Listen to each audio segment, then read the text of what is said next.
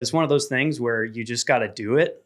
And the first one is the hardest, and then, the more you do, the better you get. You start to understand what you're doing. You start to pick up on the subtle cues of what people are saying, and it, you kind of progress that way. It's all about, like what we say, sets and reps, right? You just got to do it.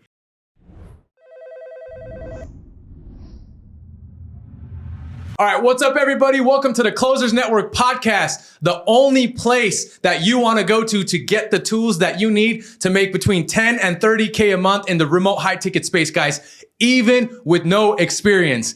That being said, I'm really excited to introduce our guest today, the Terrance man, who I think I've known now for about 4 or 5 years, if we look back. But that being said, Terrance, I'm excited to have you here, man. Welcome. Yeah, glad to be here, man. Thank you. Awesome. So let's do this, Terrance. Since we met about 4 or 5 years ago now, I'd love for the audience, our listeners, to know exactly what your background was, what you did prior to getting into this space, and how you got into this space. Yeah, absolutely. So I could really take it back to, graduating high school, I knew nothing about what I wanted to do, right? I always struggled with what am I going to do? Where am I going to go? I joined the Navy at 19 because that was kind of the easy thing to do. I didn't want to go to school. I ended up dropping out of college after one semester and joined the Navy. Went off and did that. After I got out of the Navy, I started working on cars. And, I just did 4 years in the military, got out, started working on cars. And, that was around the time that I met Rich, is when I was wrenching, when I was working on cars. And I hated what I was doing. I did it for about 6 years. And I got to the point where I just, every day I hated waking up and going to the shop and, coming home dirty hands, working long hours. Sure. For money that was not anywhere near what I hoped to make. And so right around that time is when I met Rich, and, he was starting 1cc. And, I actually approached him for a job at one point because he was starting to grow and he was hiring people on to be closers. And I was like, hey man, might as well give it a shot. And so I reached out to Rich and we decided to work together, and he let me be a closer, and I learned a lot in those early days. But yeah, that's my background, and that's how I got into this. Dude, that's awesome, man. So what I hear you saying is you basically were a mechanic. You saw your friend Rich. He's got this company. He's adding salespeople on. He's starting to scale.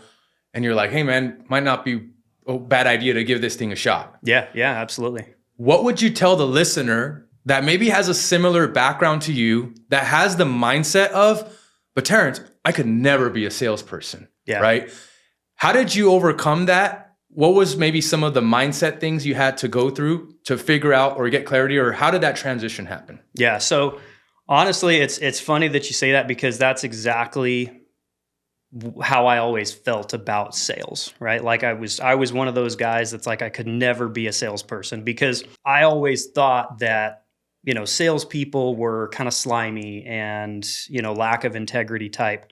But once I got into it, I got into it because it was one of those things I just wanted out of working on cars, right? Right. And so I decided to move into sales. I didn't really know what I was getting myself into at the time.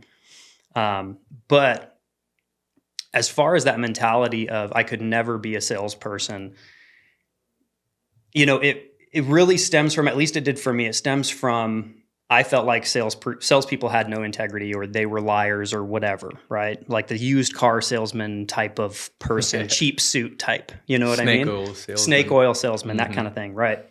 But what I learned once I got into sales, what I learned was that the best salespeople are the people with the most integrity.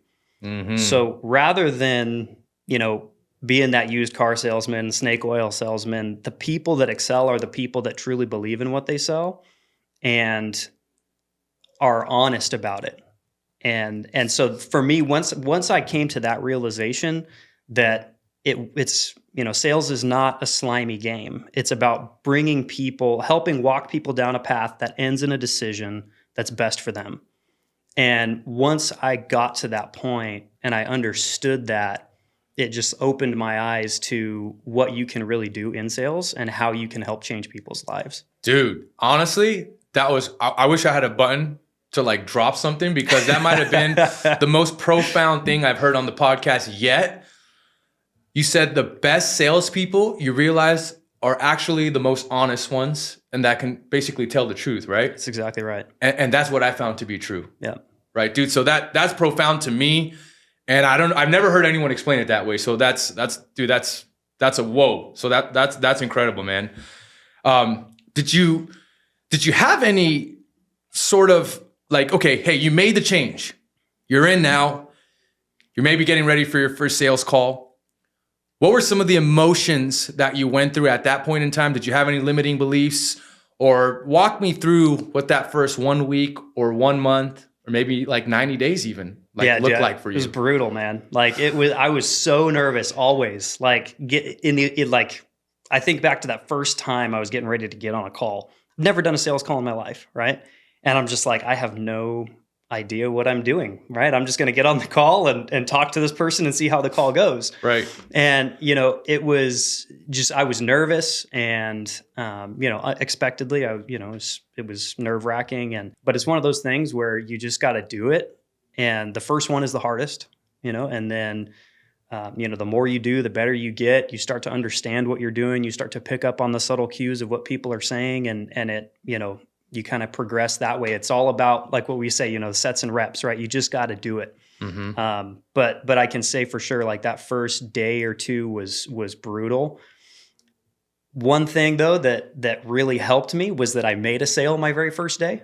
Really? And so my very first day I made a sale. It was like my second or third call. Like it was a lay down, mm-hmm. The guy just, it was a blessing to me because I thought, it gave me the encouragement, like, yeah, I can really do this. But yeah, dude, that first week or two, I would say probably the first couple of weeks was pretty tough, but dude, once you get into it, man, it's fun. It's fun. I love talking to people on the phone. And it's funny because I was always the type of guy I thought I was introverted, and I am to a certain extent, but I don't know, dude. I love talking to people on the phone, man. And it's, it's exciting, and you're talking to people all over the world, and it's an awesome opportunity to be able to understand other people's perspectives. And, that's kind of just like a side benefit of getting into sales is, all the people you get to connect with is awesome. 100%, 100%. Talk to me a little bit about what life was like. It didn't sound like it was too exciting while you were a mechanic because you were looking to get out of it. Did that affect your home life? How was like your financial life prior to you becoming a closer? If you don't mind walking me through some of those emotions of what it was like at home, mm-hmm. or even at the bank account. Yeah. Yeah. It was, I would say at home, it wasn't that bad, but it also wasn't that good. Yeah. You know what I mean? Like we were getting by, we had enough money. It was one of those things where we were kind of surviving. We weren't really in a pinch, but I just always knew that I could do so much more and that I had more potential. And, but I can say like at home, it was not that bad. Like it was, I don't know that I had any relational issues because of it, but dude, the bank account for sure, it was one of those things where it's like, I never really thought I could get ahead. And, kind of the comment you made earlier about limiting beliefs is it was, when I was in that space, in that world, like there's not a lot of mechanics that make a lot of money. And so you're surrounded by people that are strapped for cash, and you're surrounded by people that are buried in debt. And so that's just kind of how you identify, and that's the world that you're in. And so it was, looking at the bank account and knowing that I was capable of more, was always kind of an internal struggle for me. That was one of the things that really drove me to, like I said, to pursue the sales thing, because I knew what kind of money was possible in this game, especially after knowing Rich and seeing what he had started to do and seeing what some of the other salespeople that were, seeing what they were doing financially. I knew that there was great potential, and so I had to go for it. But yeah, dude, those early days of really my adulthood up until I started doing this, until my late 20s, it was financial struggle, looking at the bank account and being disappointed. Did you have any fears at that moment in time as this is happening before the transition? So yes, because to kind of take it back to when I first pursued Rich about moving into this, I had my first kid had just been born, my son, Jeffrey, and he had just been born. And my fear, that's really what pushed me to do this, is because I was comfortable working on cars. Like I said, we made enough money to survive. But then when my son came into the world, I didn't want him to grow up in a house that was not financially well off. And I didn't want him to grow up in a world where dad was always struggling or work was always, a challenge, emotionally because of the lack of money. And so really when my son was born was kind of the moment for me where I had to, really push myself outside of my comfort zone. And so that fear of my son growing up in a house that I didn't want him to grow up in, that was huge for me. So when my son was born was kind of that moment that really pushed me to pursue the sales game. Love it, man. Love it. So you made a transition. Now you're starting to get dialed in. You took your first sales call, happened to close on your first day. Man, I can't even imagine what a feeling. Wasn't the case for me and a lot of people that I know, but certainly is the case for some. You start maybe coaching, right? Whether it's with Rich at that time, whether it's with Trish or other people that are in leadership or surrounded by. How do you feel like that coaching had an effect on you, right? Maybe after you've gotten some sets and reps, what type of feedback were you getting? How do you feel like that maybe helped you accelerate your results? Walk me through a little bit of what that looked like for you, and really like what type of time frame did it take for you to really start like, okay, I'm having some serious good months right now. This is awesome. Yeah. So honestly, without coaching, I wouldn't have made it. Like I wouldn't have continued in sales without coaching, because I did make a sale on my first day. I got lucky, but I got to the point where I was really struggling. And the coaching for me with Rich was huge, because I still remember this one specific call. I still remember it, dude, because I got off the call and I was like, I didn't know what I was doing yet still. Like it was probably maybe 2 months in. And, I was learning, but I was in kind of a funk myself. And that was reflecting itself in the call, to the point where, the guy was like, yeah, no, I'm good. I don't want it. And I was like doing what I thought was trying to push hard to get him to close the deal, but I was doing it all wrong. And, at the time, like our calls were recorded and Rich was reviewing the calls, and, he reached out to me and he was like, Terrance, he's like, you gotta go back and watch that call and just look at yourself and look at your demeanor. 'Cause it was a Zoom call. And I went back and watched it, and he asked me, he was like, would you have bought from you? Damn. And I was like, dude, there's no way. And so, but I never would have known that if it wasn't pointed out to me. I never would have seen, you can't, that's the thing about like in life in general, you have blind spots in your life, right? Where you don't see what you're doing until someone else points it out to you. And you're like, wow. Then you look at it and you're like, oh, totally. Like I can totally see it, but you have to have that person to point out those flaws. There's so many blind spots. This goes beyond just sales, but it's huge in sales specifically. You have to have someone that's reviewing your sales calls and that you're consulting with and that is giving you feedback. And so coaching it's worth every penny that we ever spend on it, because you have to have somebody showing you your blind spots. Yeah, you don't know what you don't know. Exactly. Yeah. I love that. Now you're kind of in the rhythm. You're getting coaching. You're course correcting, right? You're figuring things out. You're getting more dialed in. What are some of the strategies that maybe you took away from coaching? You shared, one, it sounds like.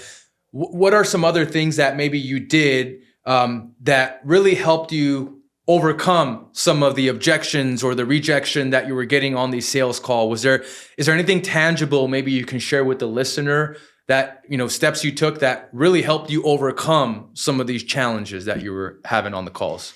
Tangible steps, I would say the biggest one for me, as far as your comment about rejection, like how to overcome that, the biggest thing for me is repetition.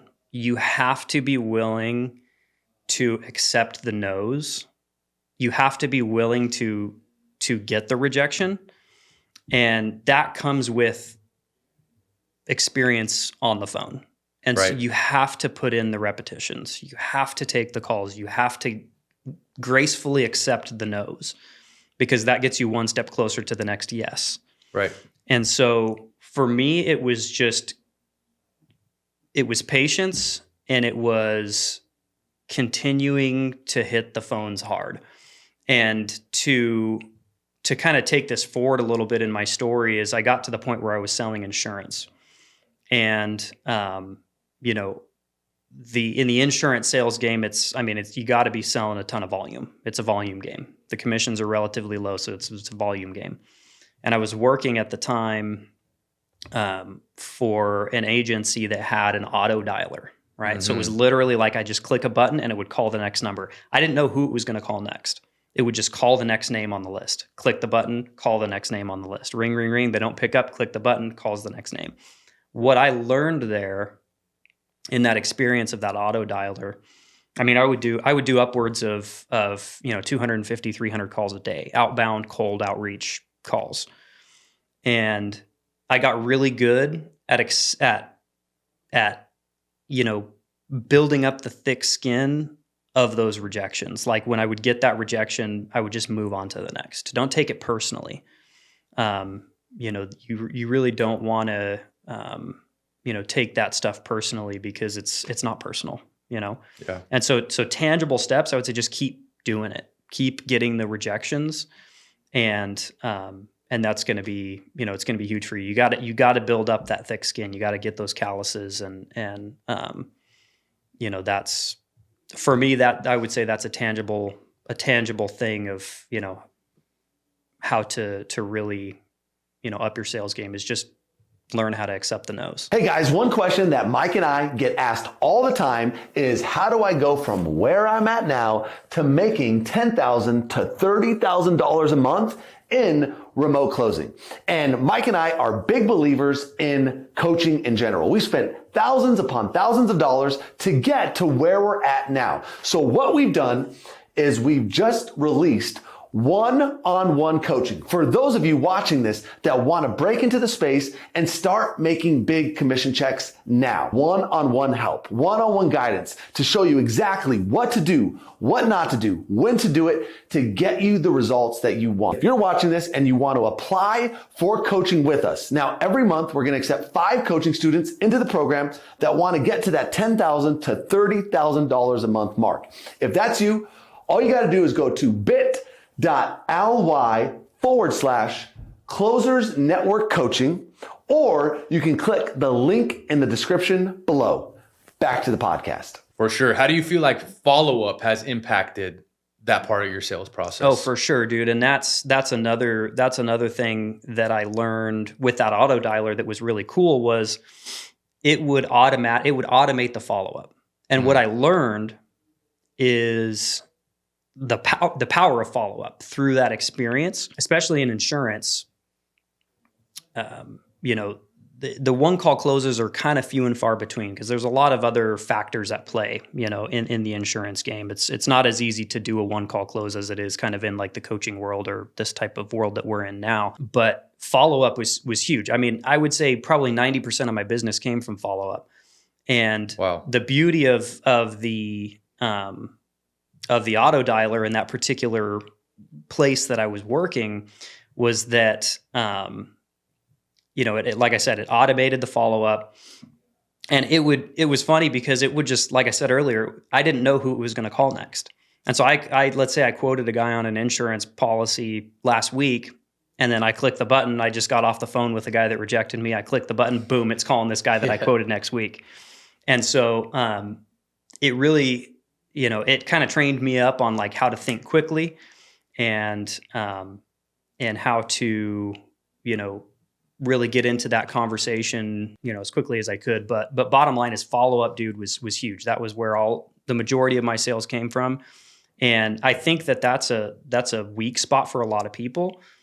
If you don't get that one call close, that doesn't mean that you're not going to get the sale. Right. You have to continue the follow-up.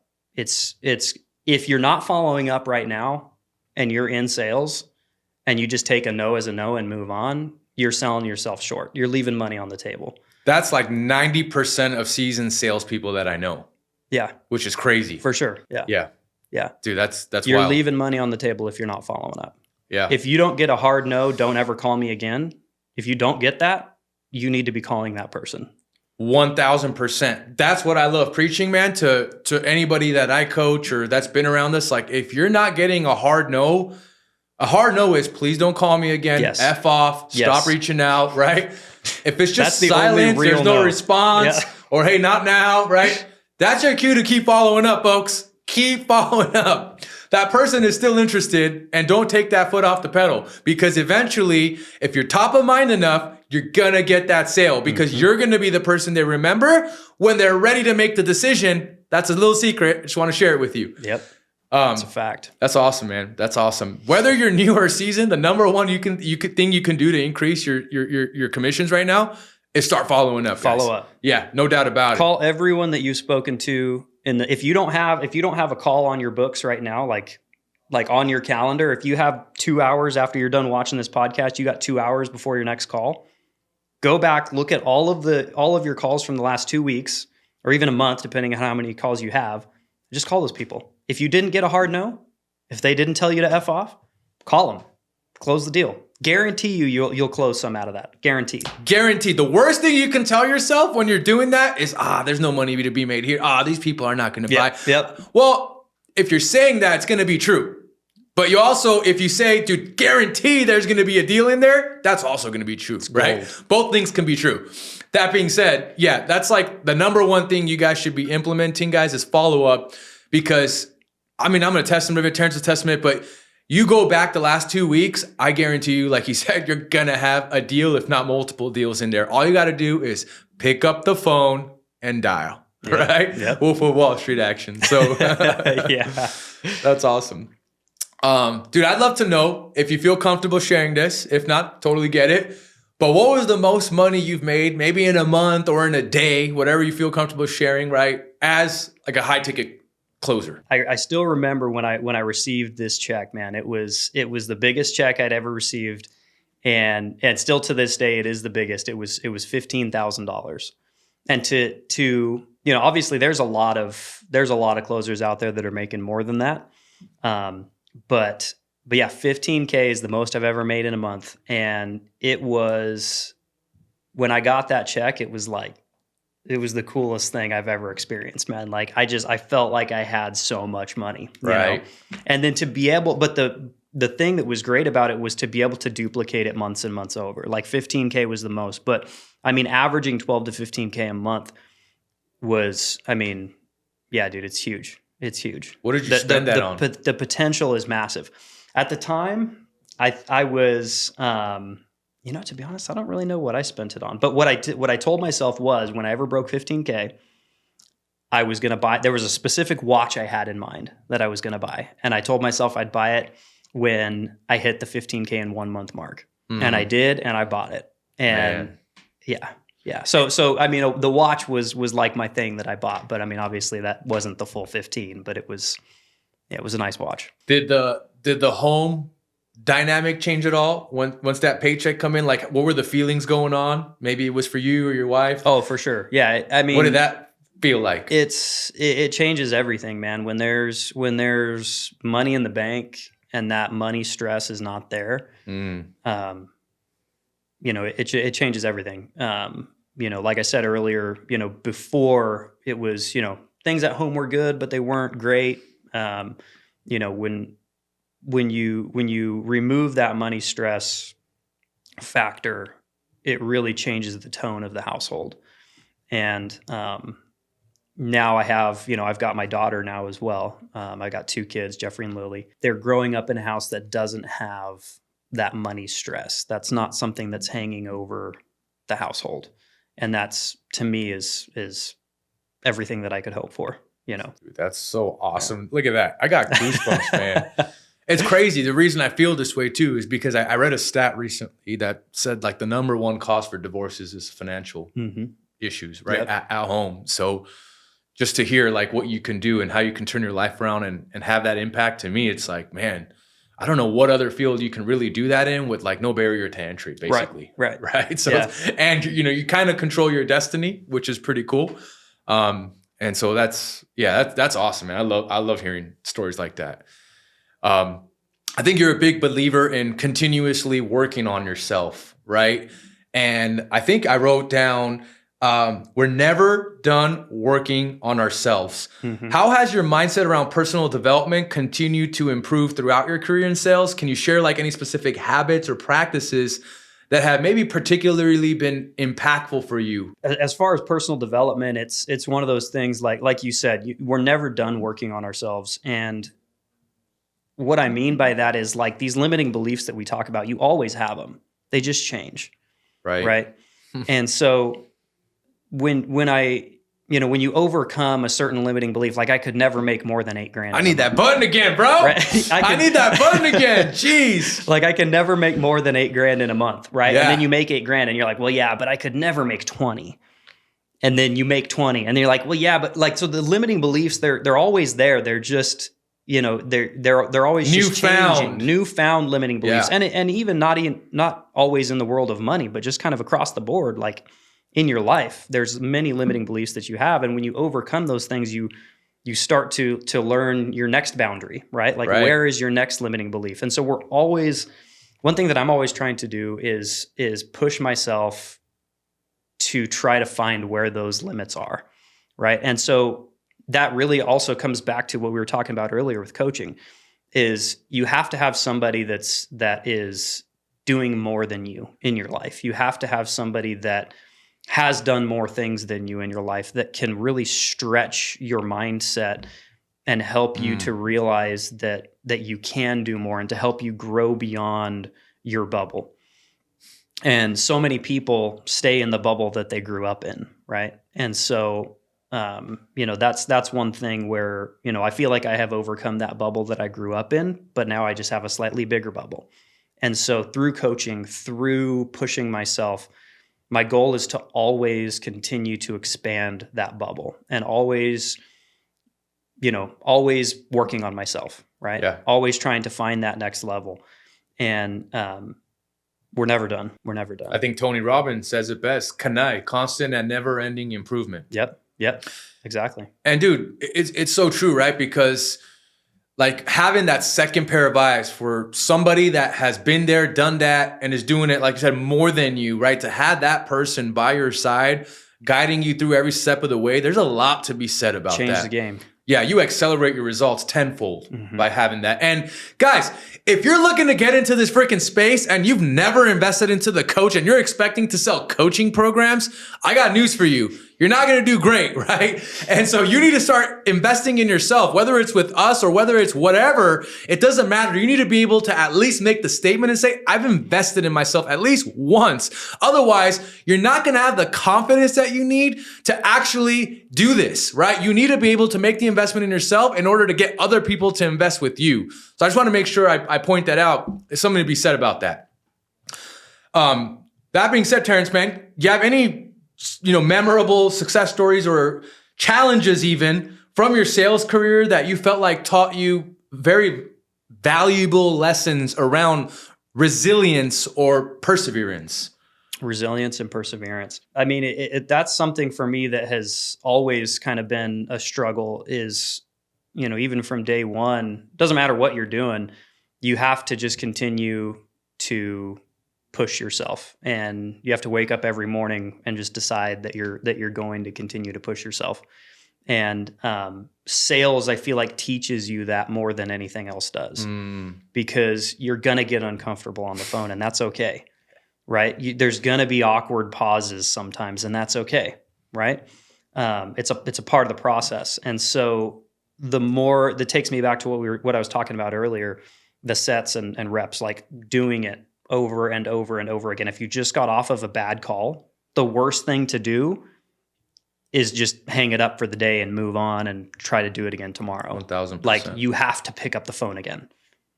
Like, you have to. If you just got off a brutal call, right? You have to pick up the phone again and just give it another shot. Because if you just give up, that was one thing that my stepdad actually taught me when I was growing up. I used to race dirt bikes.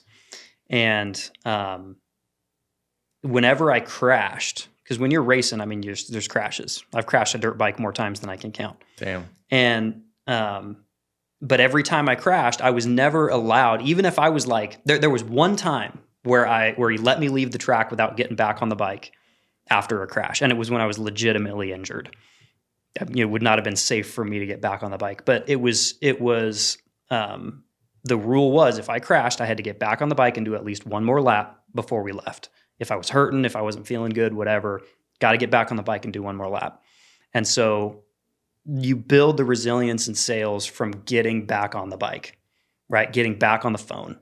You have to continue making those calls even after you just got off a brutal one. You just crashed and burned, right? That's right. You got to pick up the phone and do it again. And that really, the more you do it, the easier it gets. And so, yeah, I mean, resilience is huge in the game of sales. And the bottom line is you just have to do it. For sure. 1000%. Terrance, man, what would you tell our audience before we wrap it up here, our listener, right? If they're considering investing in coaching with us here at One Call Closers, whether it's with myself to help them land their first six-figure gig, something I've personally done for myself, and that's how I met Rich, or whether it's coaching with Coach Trish, someone who you also know very closely, and Coach Trish helps them double, triple, or potentially even quadruple their closing ratio, right? What would you tell the listener about potentially coaching with us? Is there anything you want to share, any insights you can give since you have some experience with it? Yeah, for sure. I would say it's always worth it. I think if you go back and watch Richard's podcast, what he said was it's always worth it, right? When you invest in yourself, it's worth it 100% of the time because you get to see the blind spots that you didn't know were there. And getting that extra set of eyes, like you said, on your processes and what you're saying to people and how you're going about doing it, it's completely, you can't even put a dollar amount on it. Because that's the thing that's always blows my mind. Let's say you spend $6,000 on a coaching program, right? How much more money are you going to make over your entire lifetime because of the things that you learned through that process, right? And guys like you, people like Trish, right? Like, I mean, these are people that are crushing it in the sales game and tons of experience. And so to be able to pick their brain, for them to be able to give you input and to show you those blind spots, you can't even put a dollar amount on it. That's awesome. Before we wrap it up, Terrance, man, you have any final thoughts you maybe want to share we haven't chatted about with the audience today? Final thoughts. I would say, honestly, like if you're hesitant, I'll take it back to the very beginning when I was talking about that mentality of I could never be a salesperson, or if you have any hesitancy there of feeling like you can't do it, I would say just give it a shot. Just give it a shot. It's going to be worth it. And if you're willing to invest in yourself and if you're willing to put in the repetitions, pull the trigger. Do it. Do it right now. Like there's no reason to think about it any further. If you're to the point where you're watching this podcast, you're interested enough in sales, you got to make it happen. You got to go do it because it's gonna change your life, and you're gonna learn lessons that are going to expand beyond just your sales game, but throughout your whole life. Personal development doesn't only affect your career; it affects your relationships. It affects everything in your life. And so, if you're hesitant about getting into sales, but you're interested, just do it. It's going to be worth it, and you're going to have a blast. Stop thinking and start doing. Yes. And go from a spot of being interested, guys, to being committed, right? There's two different things, right? It's one thing to be interested in something. It's a whole nother thing to be committed to something, right? There's a lot of people in life that are just interested in things, right? That will always be interested in things. That will never pursue that thing they're interested in. But it's a whole nother level, right? To be committed to something and to make the decision to start it, guys. So that being said, Terrance, man, it's been a privilege to have you on. I appreciate you being here. It's been fun, guys, man. If you're looking to get coached by myself or Coach Rich, make sure that you click the link below to schedule a call with me and get on the phone. Let's talk about where you're at. If you're looking to land your first gig or you're looking to improve your sales, right? If you're already a seasoned salesperson, you want to make sure you click the link below and jump on a call with me to see if you qualify to coach with us. Let us help you land your first gig. Let us help you double, triple, or even quadruple your closing ratio if you're already closing. And make sure you get inside the Closers Network in school if you're not already in there, because it's free. So that being said, Terrance, man, again, I really appreciate you coming out, man. It's been a privilege to have you, and I'm looking forward to having you back on. Awesome. Thanks, man. Awesome. See you guys.